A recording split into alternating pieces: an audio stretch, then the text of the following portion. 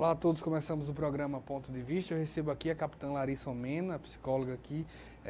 Na polícia, muito obrigado antes de tudo por aceitar o nosso convite. Na polícia, como é que está a questão da prevenção e da valorização da vida? Esse ano nós lançamos uma campanha de valorização da vida e prevenção ao suicídio direcionada para a mídia. Desde 2015 que temos ações realizadas pelo Centro de Assistência Social. É o setor da corporação responsável por essa temática dentro da instituição. E aí, dentre as ações, esse ano a gente está dando foco à mídia, a como noticiar os casos de suicídio, o que é que a gente poderia ter um cuidado na hora de falar sobre o tema para evitar o efeito imitação. Qual a realidade do policial militar hoje em dia? Em relação A saúde mental, aos cuidados disso.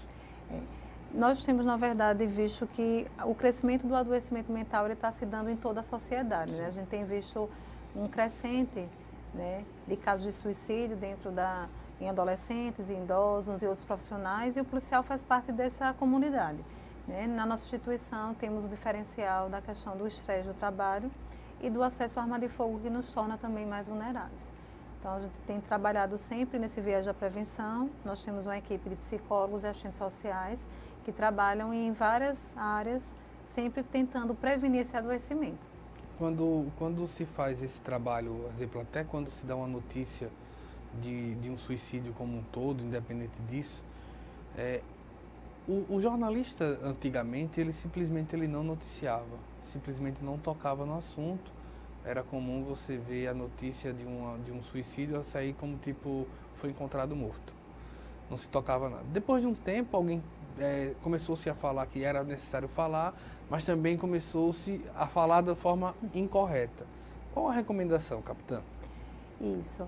É bem importante essa sua fala em relação a essa mudança na postura da mídia em relação ao suicídio. Né? Se antes era negligenciada, o tema, né, era colocado embaixo do tapete, chegou um momento onde começou a se dar uma valorização, principalmente quando se trata de um profissional de segurança pública, como um policial, se dá uma ênfase muito grande. Então, hoje, nós já temos uma campanha, a própria Organização Mundial de Saúde orienta alguns cuidados na hora de dar essa notícia. Né? É importante a gente tentar evitar detalhar, falar da pessoa que cometeu o suicídio, dar muitos detalhes de quem é a pessoa, onde o suicídio aconteceu, qual foi o meio que ela utilizou.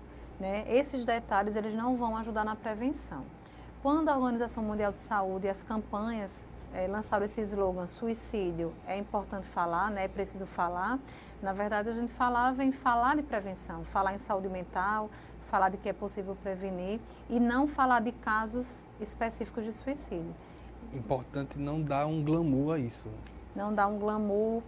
E como também não detalhar. O efeito imitação, ele acontece quando a gente detalha. Eu vou detalhar o local, a arma utilizada, eu vou detalhar quem era aquela pessoa. Então, quando eu falo da profissão, eu posso causar uma identificação nas pessoas que são daquela profissão. Então, foi um psicólogo, foi um policial militar, foi um jornalista. Então, quando eu detalho demais aquela pessoa e eu dou ênfase a isso, eu vou causar uma comoção e, às vezes, uma imitação por alguém que está passando por esse sofrimento. Então, a gente orienta que, na verdade, falar de suicídio, a gente falar de onde buscar ajuda, a gente reforçar que existem canais de auxílio, como o CVV, né, que tem todo um trabalho em relação a isso. Dentro da corporação, nós temos nossos contatos, né, nosso canal de assistência. Então, é nesse sentido que precisamos falar de ajuda. Né? É preciso, nesse momento de falar disso, a gente tem momentos,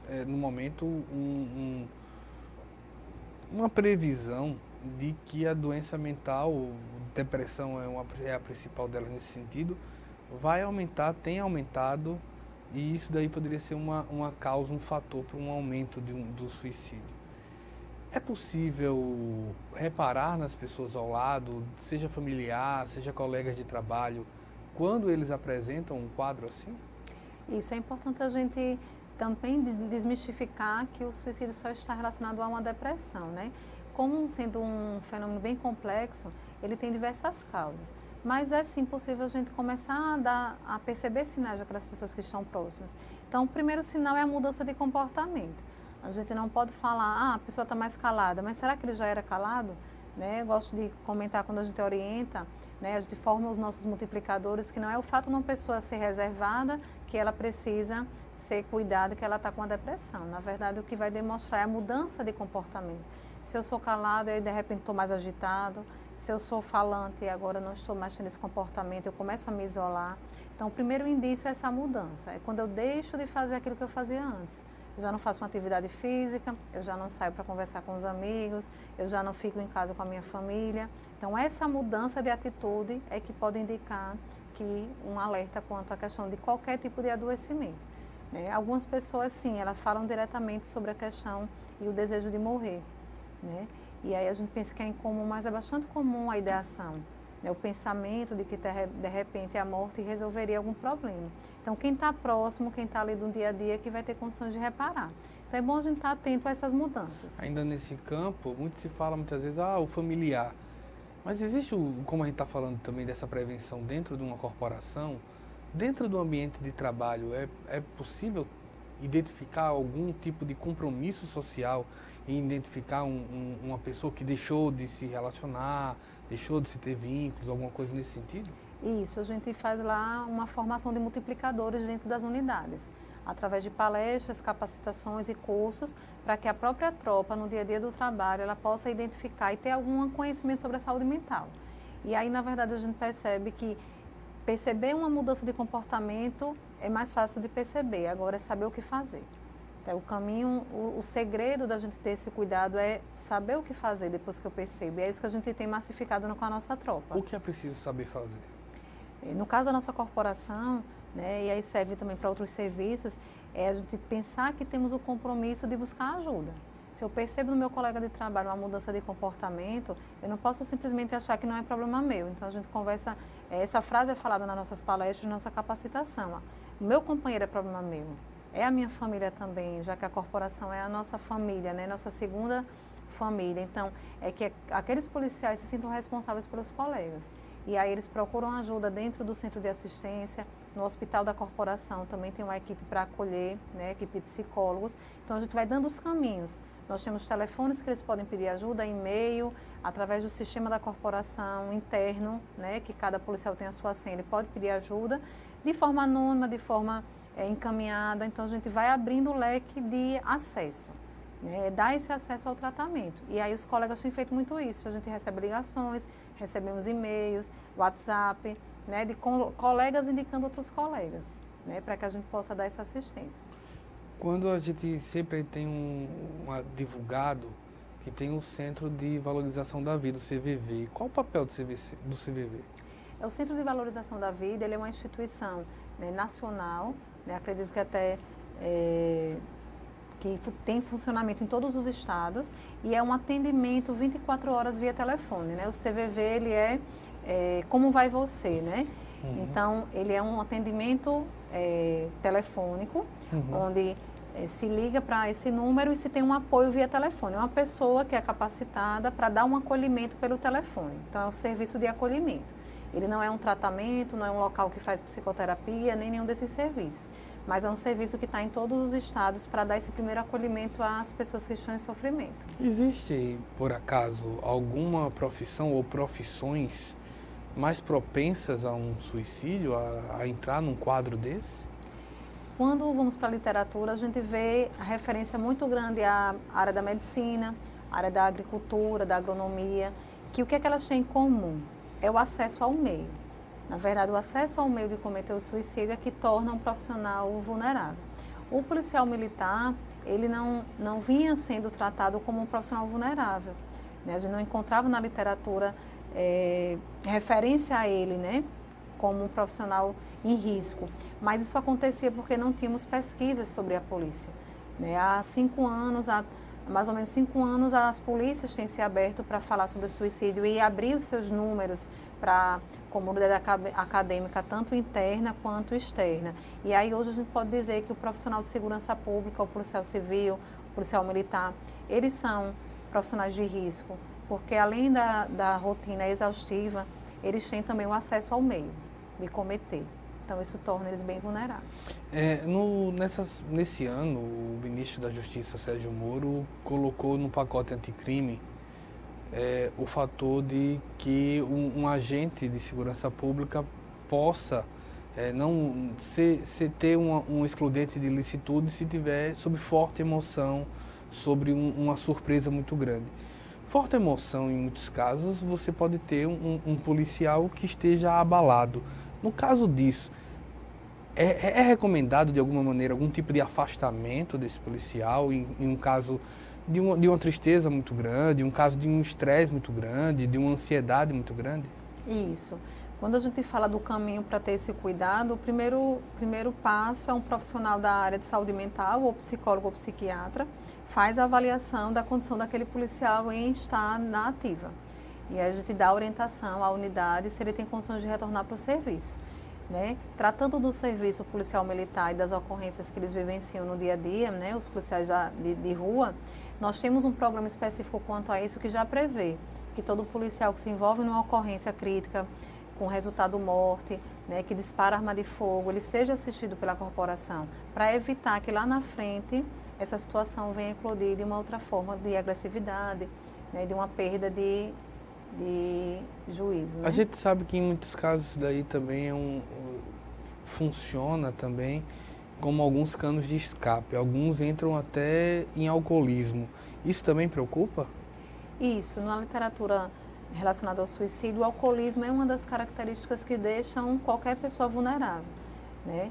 Então, por quê? Porque o álcool ele tira um pouco do nosso raciocínio, tem essa influência no raciocínio. Isso faz com que, de repente, no momento de uma grande decepção, de uma agressividade, de uma irritação, eu tente ou eu cometo suicídio. Então, o cuidado com o alcoolismo, o cuidado com a saúde mental, o cuidado em relação às ocorrências de rua, todas essas ações em conjunto formam o nosso programa.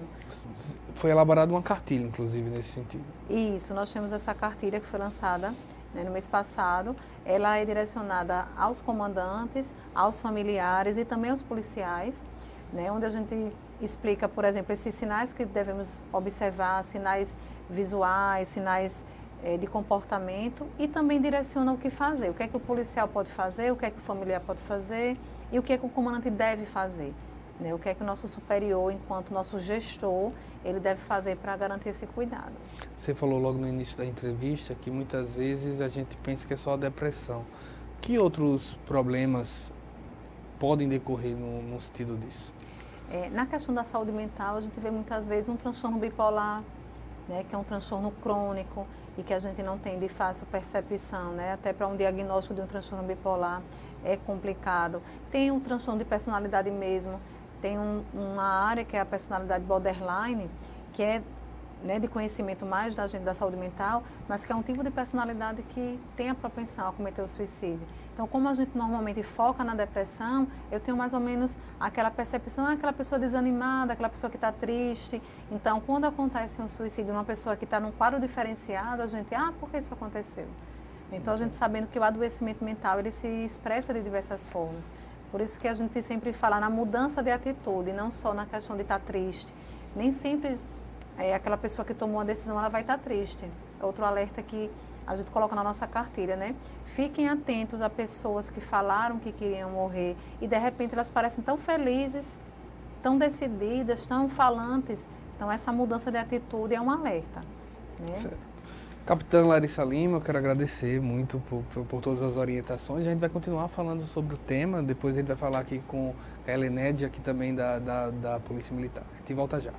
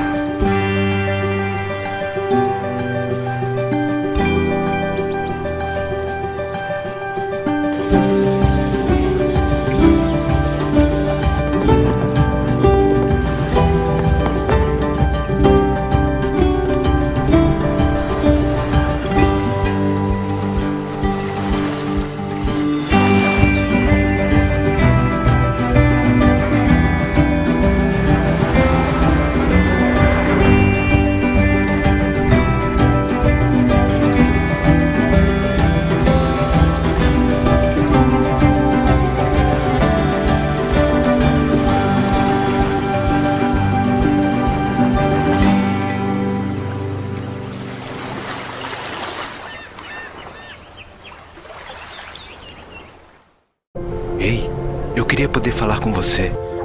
Te falar desses últimos meses e como tudo tá melhor. Eu percebi que viver é incrível, mais do que eu imaginava.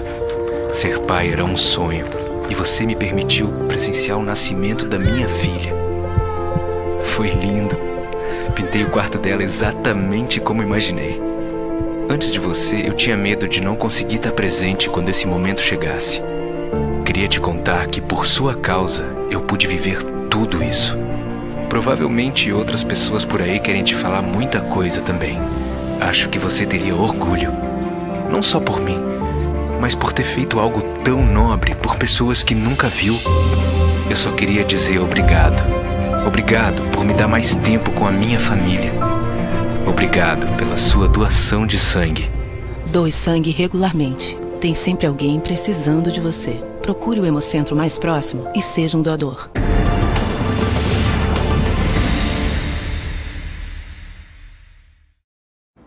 Voltamos com o programa Ponto de Vista. Agora aqui comigo a Tenente Helenédia Menezes. Muito obrigado, assistente social. A gente falava no bloco anterior também sobre a questão do álcool. Como anda essa questão do apoio a esse policial? Nós que somos grata pelo espaço, Wendel. O alcoolismo, ele é um fenômeno nacional, mundial, né? E ele afeta não só policiais, mas toda a sociedade. Nós temos um trabalho junto com os policiais que são vítimas da dependência do álcool e ou outras drogas, né?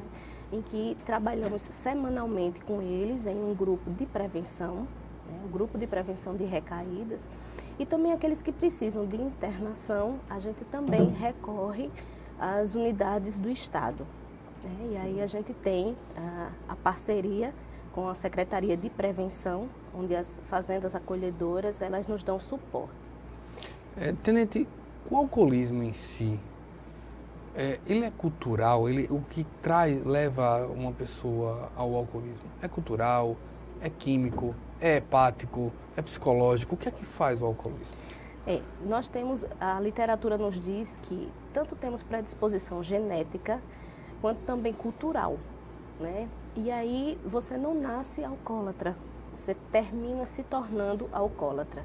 E aí a gente tem a chamada droga lícita, né? Você sai de casa, tem um outdoor, a cerveja. Se você vai a uma festa de batizado, tem cerveja. Uma festa de aniversário de uma criança de 1 ano, tem a bebida. Socialmente ainda então, tem o fator de se mostrar presente social. Isso, então, a pessoa que tem a predisposição para o álcool, ela termina sendo bombardeada por todos os lados. Ainda se chama beber socialmente. Então, nós temos os parentes, nós temos os amigos, nós temos o próprio colega de trabalho, que você vai tomar uma cervejinha, é só uma. Para quem não tem o problema do alcoolismo, é muito tranquilo, mas para quem tem, é muito difícil. Então, nós temos que bolar várias estratégias, né? Evite velhos hábitos, evite velhos amigos, né? Tudo isso para que a gente não retome a um ponto em que a gente perde a noção da realidade. Eu sempre digo que as outras drogas a gente tem limites, enquanto que o álcool não, porque ela é socialmente liberado na sociedade. Então você tem, se você vai a um shopping, estão lá as torres de chopp borbulhando, o que faz com que a tentação seja muito maior para aquele que está tentando não recair. Eu esqueci de falar dos CAPs, Wendel. Certo, por favor. Os CAPs também nos dão um apoio, uma guarida muito grande, né, que são os Centros de Atendimento Psicossocial, principalmente o AD, o Álcool e Drogas. Eles fazem aqui no estado um excelente trabalho. Então, nós temos também policiais fazendo trabalhos nesses lugares. Quando se vê esse bombardeio, qual é a medida protetiva contra esse bombardeio? Nós temos que trabalhar junto com a família. Sem a família, junto desse policial, nós não teremos sucesso no tratamento, porque é a família que termina sendo a sustentação para ele. Então, novas estratégias são boladas para essa família. Evitar determinados eventos, fazer de uma forma diferente, sempre junto com esse parente, né? Porque ele precisa se sentir protegido, resguardado. E o que a gente tem visto é que, na verdade, fica se pensando que é uma falta de vontade. Ah, você não parou de beber porque você não quis, foi uma falta de vontade. E a gente sabe que não é, né? O Ministério da Saúde já colocou, a Organização Mundial de Saúde já colocou que alcoolismo é uma doença. Então, nós precisamos combater isso. Então, a proteção é não estar na zona de guerra. O que é bem difícil, porque a zona de guerra é a rua, né? É o nosso dia a dia, é o nosso trabalho. O quanto o alcoolismo reflete no dia a dia do trabalho?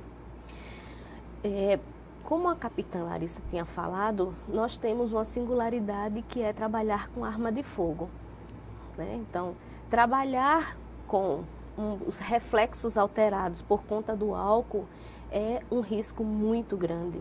Então, nós temos levado várias palestras conscientizando isso e, da mesma forma que os policiais estão fazendo o alerta para o companheiro que está apresentando mudança de humor, que está se retraindo, que está apresentando problemas já voltados para o suicídio, nós também temos companheiros que estão fazendo o alerta e nos mandando os amigos que estão com um consumo excessivo de álcool. Isso daí, o álcool pode ser considerado uma porta de entrada para outras drogas? A gente tem visto que sim, e a literatura também concorda com isso. Veja, quando nós temos a ingestão dessas duas drogas, o efeito é muito mais danoso no organismo. E geralmente é a bebida que leva à necessidade de uma outra droga. Em todos os organismos, não. Então, isso é uma coisa muito subjetiva. Quando se pensa no fator alcoolismo, pode-se considerar também uma preocupação com o afastamento do trabalho? O absenteísmo, né, que é esse afastamento do trabalho, a gente já teve em volume maior. Hoje é bem menor, né? Então, os trabalhos, as palestras de prevenção, as visitas às OPMs, aos GPMs, as unidades da nossa corporação, tem surtido bastante efeito e a gente tem reduzido muito esse afastamento do serviço por conta do álcool. Em muitos momentos, quando se fala em qualquer tipo de doença social, muito se fala sobre vínculo. É possível minimizar os efeitos de um problema como o alcoolismo reforçando os vínculos no trabalho? Isso é primordial. Quando eu sou aceito e quando eu percebo que eu tenho companheiros ao meu redor que estão torcendo pela minha recuperação, isso se torna mais fácil, muito mais fácil. Porque some essa ajuda, Wendel, a ajuda da família. Então, eu termino criando, né, uma redoma de proteção para esse ser que está fragilizado. A gente tem visto a questão do apoio no trabalho como fundamental. Como a família também pode entender, porque eu acredito que um dos trabalhos que eu vi que vocês conversaram aqui no programa, foi a questão de recaídas. E recaídas são comuns, não é, Tenente? Elas fazem parte do tratamento. O que é que a gente sempre diz? No outro dia, o pior é a ressaca moral. Aquele familiar acreditou tanto em mim, aquele amigo acreditou tanto em mim e eu falhei. E aí é quando a gente mais diz, mais pede, retorna para o tratamento, volta para o convívio familiar, porque esses seres têm que ser trabalhados para lhe dar esse suporte, né? Então, as recaídas fazem parte, mas elas precisam ser colocadas não em prioridade. A prioridade é a volta daquele PM para o caminho, para a rota da abstinência. Quando se fala nessa compreensão, o ideal da corporação é trabalhar também a família numa terapia, numa assistência, num programa? Sim, sim. Dentro do programa, né, de assistência a esses policiais, as visitas familiares, elas estão programadas, elas estão contidas. Então, nós precisamos acessar essa família. Nós precisamos ver, ainda há vínculos, porque geralmente os vínculos estão bem estremecidos.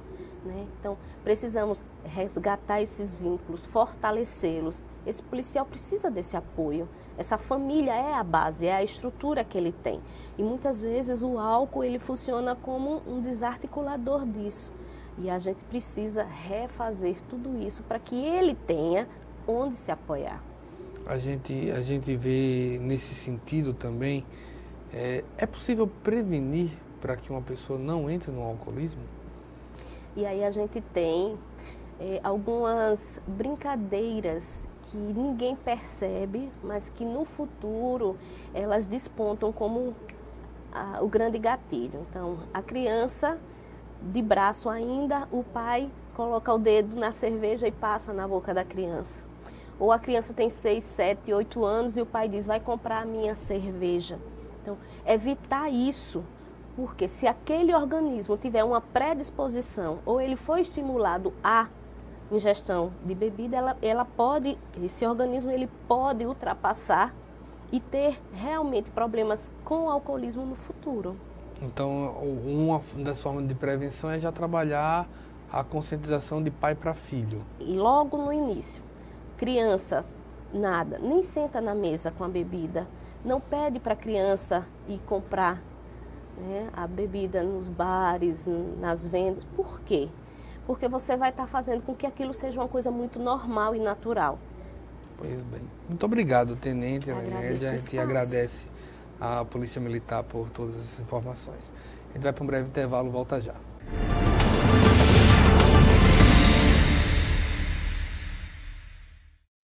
Toda foto ele tá sorrindo. Ele é muito carinhoso, ele é tudo pra mim. Eu não me imagino viver sem ele. Era o caçula, tinha pouco tempo que tinha parado de mamar, então aquilo tudo parecia que era mentira, né? Uma criança daquele tamanho ia ter um câncer. O grande problema do câncer infantil é porque a grande maioria dos sintomas são muito parecidos com sintomas de doenças normais da infância. Existe, criança pode ter câncer, mas hoje não é mais uma doença fatal, é uma doença tratável. O diagnóstico foi rápido, a equipe médica deu todo o apoio e hoje a gente pode comemorar a vitória. Eu estou muito feliz pelo progresso dele, por tudo que ele anda agora fazendo e antes ele não podia fazer. Então agora ele está caminhando a cura dele. Falta pouco. É um amor, é uma vitória para mim e para ele.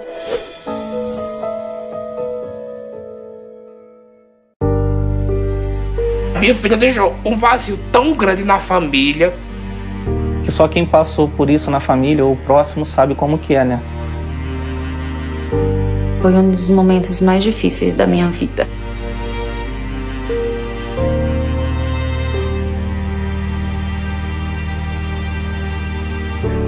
Minha filha não era doente, muito saudável, nunca foi doente. E pelo mosquito minha filha se foi. Ele não conseguia mais trabalhar por causa das dores e em cima da cama. E a renda que sustentava a casa dele com a minha mãe, essa renda parou, né? Mas assim, ela ainda não anda, ela não senta, ela não fala. Eu, graças a Deus, ainda tenho a minha filha comigo. O perigo é para todos, o combate também. Faça a sua parte. Com ações simples, podemos combater o mosquito. Ministério da Saúde, Governo Federal. O Brasil terá pela primeira vez uma Base Nacional Comum Curricular. O documento é democrático e respeita as diferenças. Com a base, todos os estudantes do país, de escola pública ou particular, terão os mesmos direitos de aprendizagem. Hoje a aula é sobre cidadania. Isso é bom. Se a base da educação é a mesma, as oportunidades também serão. Ministério da Educação, Governo Federal. O verde das florestas está em nossa bandeira. E ainda que tentem destruir nosso maior patrimônio, nunca vamos deixar de lutar por ele. Por nossas vidas, por nosso planeta, por nossos filhos e netos. Somos independentes, somos Greenpeace. Batemos de frente contra governos e empresas que roubam as riquezas do planeta. Precisamos de todos juntos por essa causa. Acesse somosportodos.org e assine as petições. Faça parte dessa mudança já. Greenpeace, somos por todos. Voltamos com o programa Ponto de Vista. Estou aqui agora com a professora Susan Cordeiro. Muito obrigado, professora, por ter aceitado o nosso convite. Falar sobre o projeto arquitetônico no modelo de unidade prisional em Angola. Professora, o que é mais importante pensar na hora de se planejar uma unidade prisional? Boa tarde, obrigada pelo convite, obrigada pela oportunidade. É uma pergunta interessante de se fazer, porque o que a população, a maioria da população pensa é que o mais importante é a segurança. Certo. Só que a segurança do ponto de vista, né, que é esperada é uma segurança relacionada à resistência de materiais, você não conseguir fugir da unidade.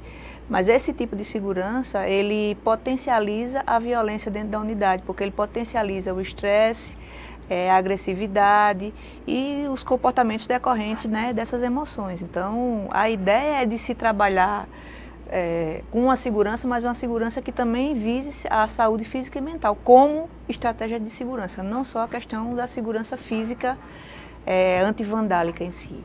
Quando a gente pensa numa unidade, é inevitável em tempos de redes sociais que a gente possa ouvir, e redes sociais mesmo, principalmente nos últimos anos, a Suécia eliminou uma unidade prisional por falta de prisioneiros. A Finlândia tem praticamente um hotel. No Japão tem gente que tem idoso que bateu em alguém para poder ser preso porque na prisão é melhor. Ao comprar, isso daí é sempre divulgado junto com o sistema prisional brasileiro, superlotado, condições muitas vezes indignas. E 4, 5 anos atrás, um ministro da Justiça deu a seguinte declaração, que ele preferia ir para o inferno do que ir ao sistema prisional. É possível no Brasil, em algum tempo, resolver dar condições dignas ao presidiário? Eu acho que para que a gente consiga dar condições dignas ao presidiário, antes da política penitenciária e criminal, a gente teria que trabalhar com outras políticas, né? As políticas educacionais, as políticas de trabalho, emprego, uma série de outras questões, saúde mesmo, para poder depois a gente começar a pensar no sistema prisional. Porque se a gente trabalha um sistema prisional que dê dignidade, que dê condições para a pessoa crescer, mas quando ela sai da unidade, do estabelecimento penal, ela vai para um mundo em que ela não tem as oportunidades, ela vai voltar a delinquir. Então, a gente trabalha numa política que ela é cíclica, né? E que ela, o tempo inteiro, ela está criminalizando um grupo seletivo, né? Você tem negros, você tem pobres, que estão, né, a sua maioria do sistema carcerário com pessoas negras e com pessoas pobres.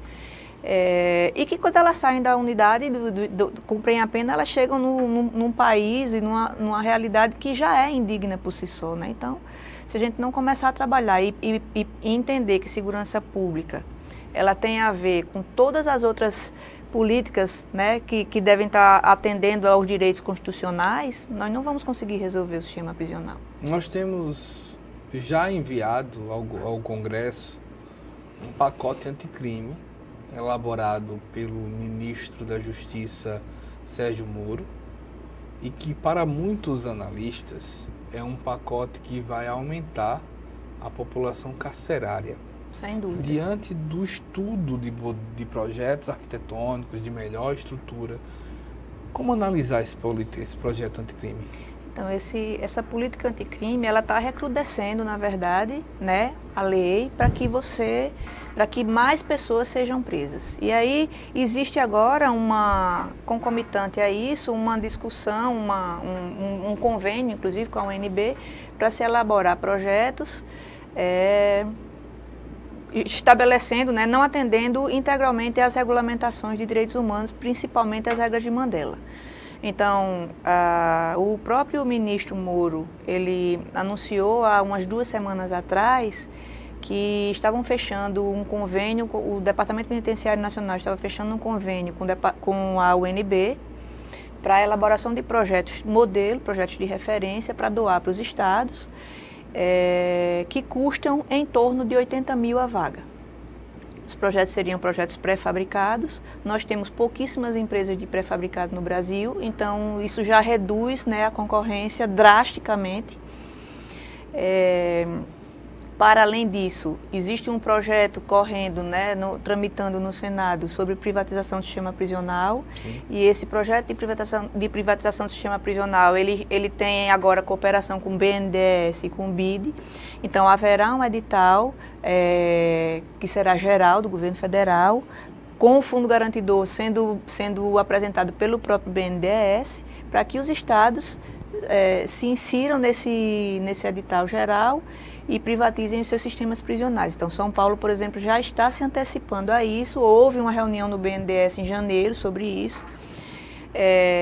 E aí, os próprios projetos de arquitetura eles já vão estar sendo fabricados, né, elaborados lá pela UNB junto com o Departamento Penitenciário. Ou seja, vai se massificar né, toda a política criminal e penitenciária, e aí a gente não sabe que tipo de projeto vai vir.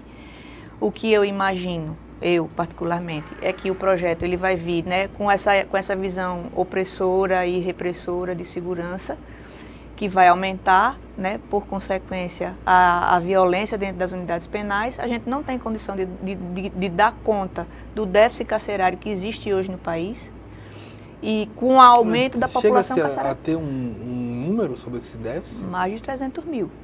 Mais de 300 mil vagas faltam, né? Segundo o levantamento do Departamento Penitenciário, que foi publicado em 2017, porque a gente não tem de 2018, não tem agora. Então, isso provavelmente está mais grave, né? Então... Professora, a senhora, se me permite chamar de desculpas, né? Mas é doutora em psicologia cognitiva, pós-doutora em criminologia. Qual o efeito do atual estado do sistema prisional? Qual o efeito psicológico? Qual o efeito psíquico que tem um presidiário hoje, um detento hoje, diante de uma unidade como Pedrinhas? Veja, não é só Pedrinhas. Se a gente for fazer visitas em várias unidades, a situação de Pedrinhas é praticamente repetida em várias unidades que a gente conhece. Por exemplo, você vai para Pernambuco, o presídio de Pernambuco, ele também é bem caótico. Você vai para a própria unidade de segurança máxima daqui de Alagoas, ela também está bastante precária, Baldomero Cavalcante. Então, a gente... Na época que eu participei do Conselho Nacional, porque eu fui do Conselho Nacional de Política Criminal e Penitenciária entre 2011 e 2013. Eu tive a oportunidade de fazer algumas visitas. O que é que eu destaco como impacto psicológico dessas estruturas existentes no país em sua população carcerária? O que eu acho que acontece é que a gente constrói periculosidade. Na verdade, a forma como a gente projeta, os arquitetos não têm formação para projetar a unidade penitenciária, porque é uma realidade que nós não conhecemos, nós não vivenciamos essa realidade. Então, para você ter uma ideia, para eu poder entender o que é que acontecia dentro da unidade penal, eu tive que ficar presa. Eu fiquei 45 dias dentro, interagindo com os agentes, interagindo com os presos, eles soltos e eu junto deles, para poder entender como era que funcionava toda a dinâmica, né, de relações entre eles lá. E o que acontece é que as estratégias por exemplo, tem algumas teorias que falam sobre a diminuição do crime pela violência no espaço urbano. Todas essas estratégias espaciais para a diminuição da violência, para melhorar a transparência e a visualização, para melhorar a ventilação natural, para que você diminua doenças, dentro do sistema prisional, isso não acontece. Se faz exatamente o contrário, porque sempre a argumentação é a segurança. Então, o que a gente faz, na verdade, é construir violência e construir periculosidade com o espaço. Quando você entra no espaço prisional, você se dá conta de que você também é entre aspas, né, um animal. Você não é uma pessoa quando você vive lá dentro. E isso, eu entendo que isso não se refere só aos presos, mas aos agentes que também estão trabalhando lá dentro, que também estão vivendo aquele espaço, né, insalubre, indigno, sem ventilação, sem lugar para eles sentarem, sem lugar para eles descansarem, sem limpeza, sem água. Então, eu acho que o que a gente está fazendo é beira a tortura, para não ser... É o inferno que o ministro falou? É sim, é o inferno. E a solução seria projetos mais humanos? O que teria um projeto para tornar mais humano? Eu acho que o projeto... Existe um equívoco quando se fala de espaços humanizados, que é o entendimento de que os espaços humanizados são aqueles espaços coloridos ou com jardim. Não é isso. O espaço humanizado é aquele espaço que ele foi feito para ser usado, para o homem, para o humano. E ele foi feito para o humano de uma forma digna, com ventilação e iluminação natural, suficiente para a saúde física e mental, com espaços amplos que respeitem o espaço pessoal, o espaço íntimo das pessoas. Porque, por exemplo, o que é que acontece dentro de uma unidade, de uma cela, de uma unidade qualquer?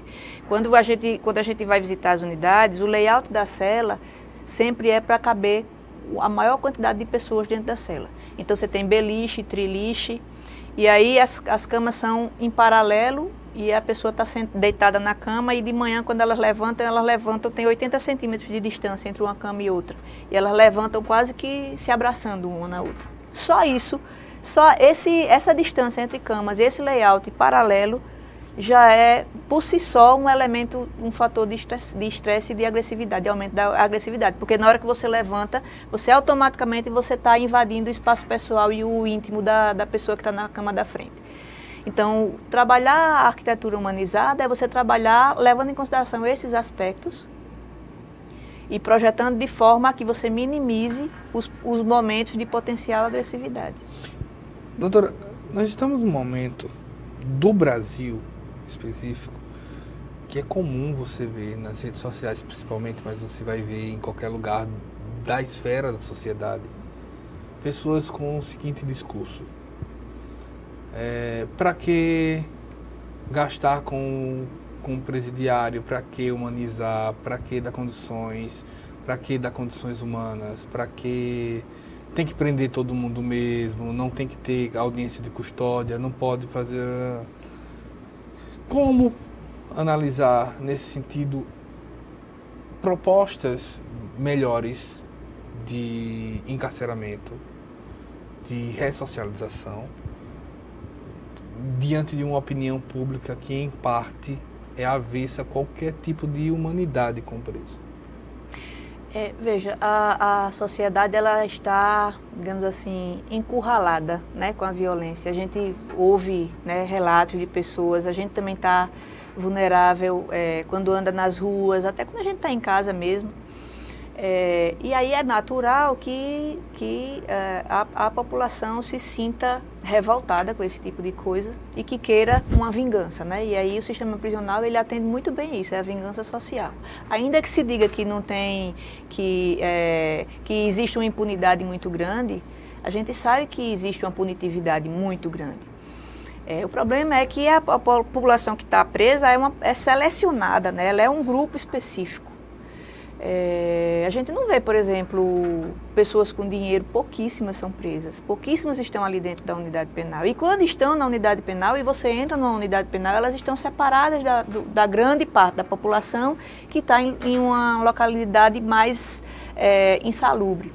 Então, assim, enquanto a gente pensa que bandido bom é bandido morto, a gente está esquecendo que alguém da nossa família também pode se tornar bandido, e principalmente quando você tem um recrudescimento das leis e das normas, como é o caso da política anticrime, em que qualquer pequena infração que a gente pode estar achando normal, não vai mais ser normal, né? Então eu acho que quando essa seletividade do sistema prisional mudar, talvez se comece a pensar diferente. Porque aí vão se começar a aprender outras pessoas que não são aqueles que estão lá na comunidade pobre, que são negros, entende? Eu acho que tem uma questão aí.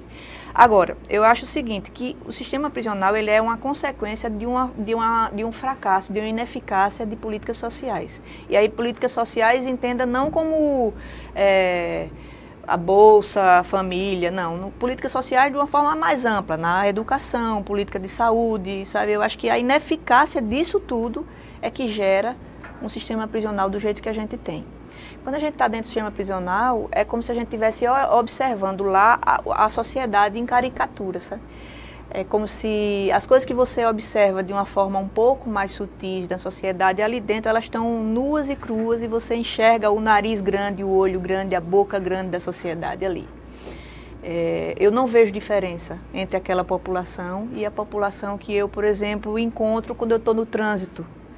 Eu não vejo diferença entre aquela população e a população que eu vejo humilhando ou tendo preconceito, agindo com preconceito contra o LGBT, por exemplo. Então, isso se repete lá dentro. Agora, só que lá dentro você tem um grau de violência muito grande, né? Eu acho assim que o grande equívoco da política do sistema, a política penitenciária e criminal, é que a gente trabalha só pensando na consequência, que é o crime em si. Então, quando a gente pensa no crime, cometeu o crime. Então, por exemplo, a criminologia trabalha com perfil por tipo de crime.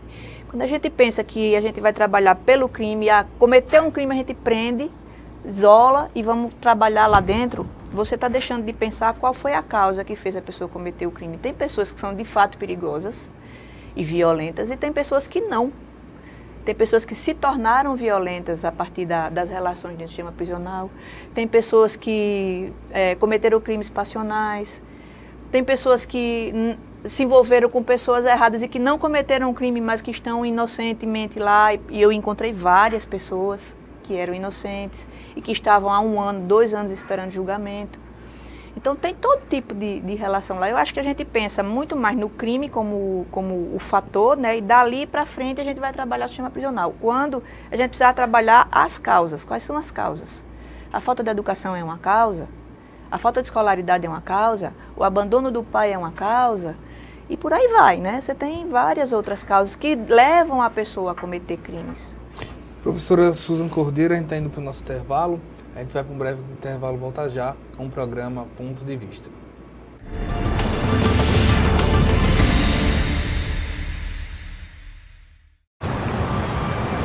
Quando fiquei sabendo que tinha tuberculose, imaginei, é o fim. Mas logo descobri, tuberculose tem cura. Se parar o tratamento, a doença pode voltar, mais forte.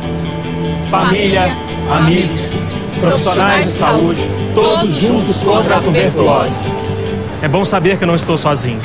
Em caso de tosse por mais de 3 semanas, procure uma unidade de saúde. Pode ser tuberculose e o tratamento precisa ser feito até o fim. A ditadura foi uma época de violação de direitos.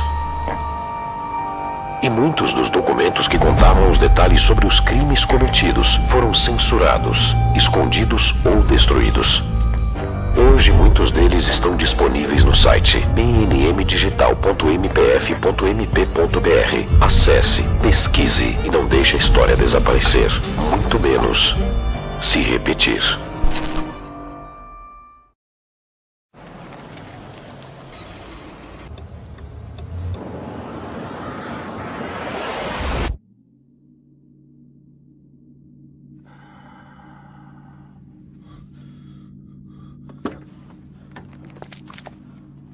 Mate, oh, I'm so sorry. I thought there was time.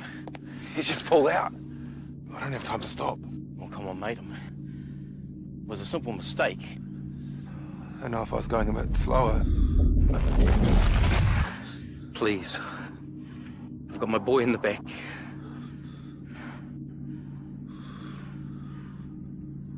I'm going too fast. I'm sorry.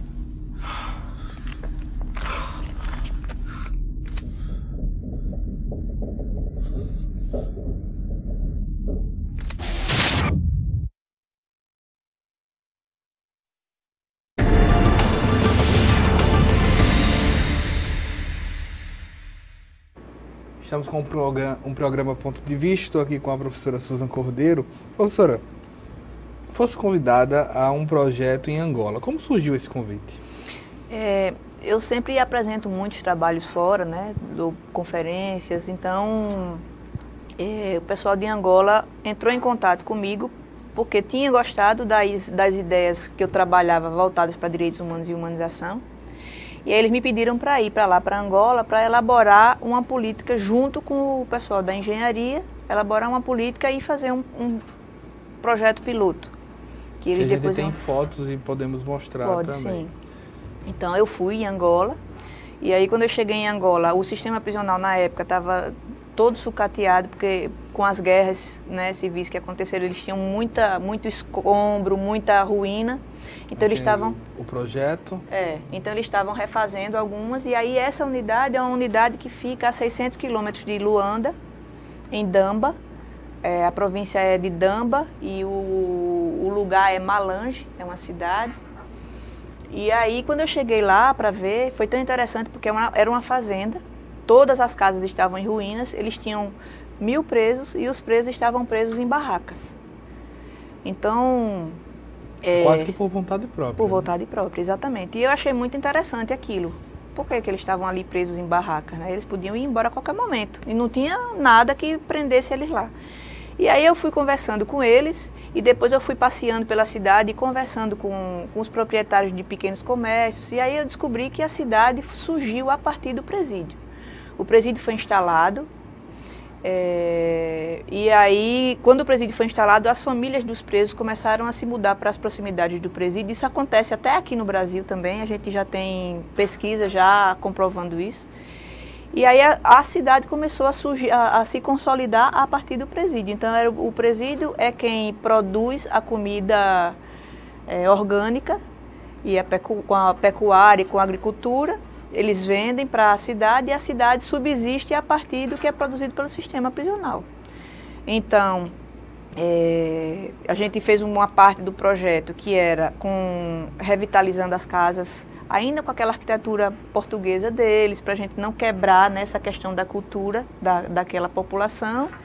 E a gente construiu uma unidade de 1000 presos, tem 120 com isolamento, né, para o castigo se for necessário, e 870 vagas de dormitório. Então os presos dormem lá e eles saem para trabalhar durante o dia na fazenda. E aí a gente colocou a feira da cidade dentro da fazenda. Então, em alguns dias específicos, a cidade inteira vem para dentro do presídio e a feira é feita toda dentro do presídio. Então, eles trocam relações comerciais, eles têm a visita com a família e alguns presos que terminam de cumprir a pena continuam no presídio ensinando os que ficaram lá. Então, a gente trabalhou uma harmonização, né, uma restauração de vínculos entre os presos e a cidade.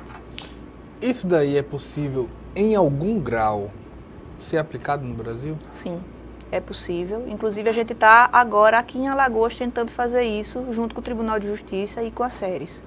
Agora, recentemente, o Tribunal de Justiça e a SERES me convidaram para fazer um projeto que é um centro de justiça restaurativa, em que a gente vai estar trabalhando dependentes químicos.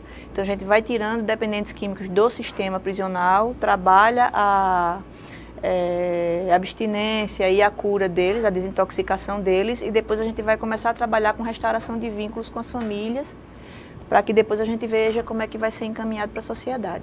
Então, os critérios ainda estão sendo elaborados, né? A gente está ainda em estudo, a equipe é interdisciplinar, mas a gente já está tentando fazer isso.